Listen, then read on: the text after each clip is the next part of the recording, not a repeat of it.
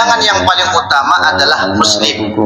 Ada non muslim yang undang kita, ada muslim yang undang kita. Ini diprioritaskan yang muslim, walaupun undangan ini yang kedua. Tapi kalau posisinya sesama muslim, yang lebih utama mana yang lebih dahulu mengundang kita? Siapa yang lebih dahulu? Nah, ternyata sebulan yang sudah datangi daripada undangan itu.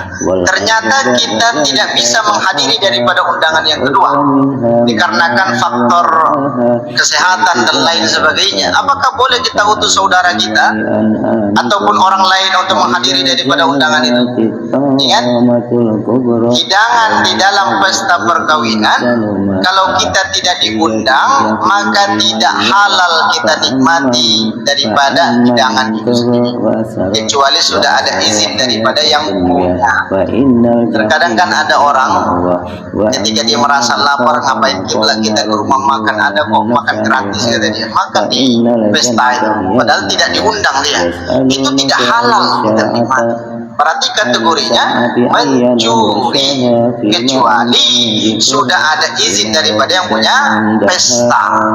Nah, apakah boleh kita utus daripada saudara kita menghadiri undangan yang kedua? Boleh, dengan ketentuan engkau komunikasikan dulu kepada pihak yang pesta tadi.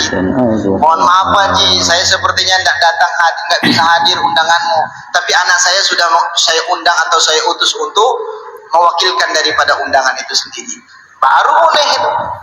Kecuali juga undangan itu dituliskan Pak Haji dan keluarga. Berarti boleh kita gotong satu keluarga kita. Nah, kecuali seperti itu. Tapi kalau orang-orang tertentu saja, jangan dipanggil tetangga-tetangga yang lain. Mau kemana Pak? Mau ada undangan? Ya, sekalianlah kita ke sana katanya. Padahal orang ini tidak diundang.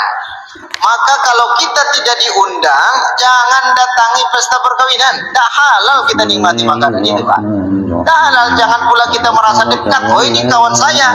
Kita yang merasa kawan, tapi dia tidak merasa kawan kita. Nah, masalahnya di situ.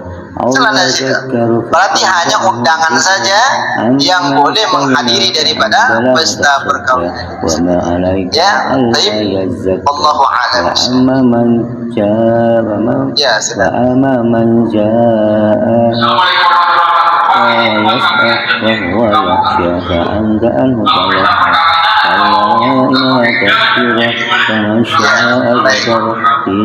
Ada kaidah fikih menyebutkan al-adatu al-muhakkamah. Al-ada itu maknanya kebiasaan, rutinitas. Ya, rutinitas ini bisa menjadi dasar hukum bagi kita untuk menghadiri daripada undangan itu. Kalau di kampung tidak ada istilah undang-undangan itu. Kalau ada satu pesta di kampung itu, seluruh kampung itu terlibat. Kalau tidak mau potong kambing di kampung, tidak mau diundang semuanya, jangan dilaksanakan di kampung. Berarti tidak harus diundang saja, itu sudah kebiasaan uruf, kebiasaan masyarakat. Oh, sebulan pesta, karena satu kampung itu Pak, kalau diurut dari segi silsilah itu saudara semua tuh. Oh, ini paman saya, ini uak saya, ini ujing saya, ini kaki saya dan lain sebagainya. Ternyata mereka satu keluarga dalam satu kampung. Nah, ini tidak berlaku undangan secara tertulis, tapi yang berlaku adalah undangan secara uruf, kebiasaan yang berlaku di masyarakat itu seperti apa. Walaupun kita tidak diundang, tetap boleh menghadiri itu. Tapi jangan pula menghadiri undangan kampung yang cukup jauh dari tempat tinggal kita. Ini kebiasaan masyarakat boleh, kata dia. Padahal kita tidak kenal pula siapa yang pesta itu. Berarti hanya sebatas kebiasaan saja. Kalau kebiasaannya tanpa diundang, maka boleh yang lain itu menghadiri daripada undangan kita. Ya, seperti itu. Tapi wallahu a'lam. Silakan. Assalamualaikum warahmatullahi wabarakatuh. Bismillahirrahmanirrahim.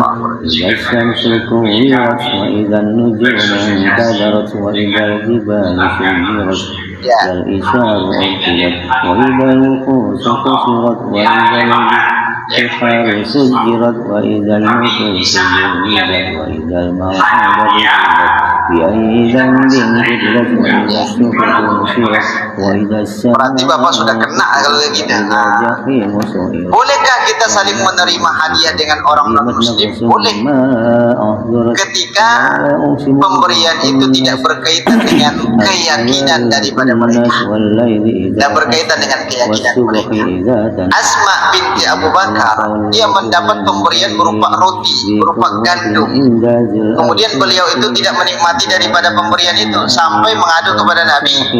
Maka apa kata Rasulullah? Nabi terdiam menunggu malaikat Jibril turun menyampaikan satu ayat. Tidak mengapa engkau saling memberi dengan saudaramu walaupun dia tidak satu keyakinan dengan engkau, yang mana mereka tidak mengusik ketenanganmu di dalam beribadah dan bermukim di tempat tinggalmu, antabarruhum, untuk saling memberi satu sama lain. Boleh, Pak. Itu kan tuntunan agama. Boleh kita saling memberi. Kalau dia dipaskan Idul Fitri, dia diberikan ke kita berupa minuman cash, bolehkah kita terima? Kalau Bapak tidak mau, biar saya jemput itu, ya, berarti boleh. Tapi jangan pula dipaskan kebalikan seperti itu. Boleh kita balas di hari-hari tertentu, tidak berkaitan dengan keyakinan mereka. Kalau sudah berkaitan dengan keyakinan, itu kan kaitannya akidah lagi. Sudah masalah akidah. Kalau saya berpandangan sesuai dengan perayaan daripada keagamaan mereka, tidak boleh. Kalau memang ada yang berpaham boleh, silakan. Mungkin ada dasarnya yang lebih kuat daripada itu. Seperti itu. Tapi mungkin di lain waktu kita bisa lanjutkan permasalahan seperti ini, ataupun mungkin berkaitan dengan kelanjutan hadis yang kita bacakan tadi. Karena waktu Isya sudah masuk, kita tutup dengan lafaz alhamdulillah, alhamdulillahirabbil alamin, dan doa kafaratul majlis. Subhanakallahumma wa bihamdika asyhadu an la ilaha illa anta astaghfiruka wa atubu ilaik. Akhir kalam ini, wassalamualaikum warahmatullahi wabarakatuh.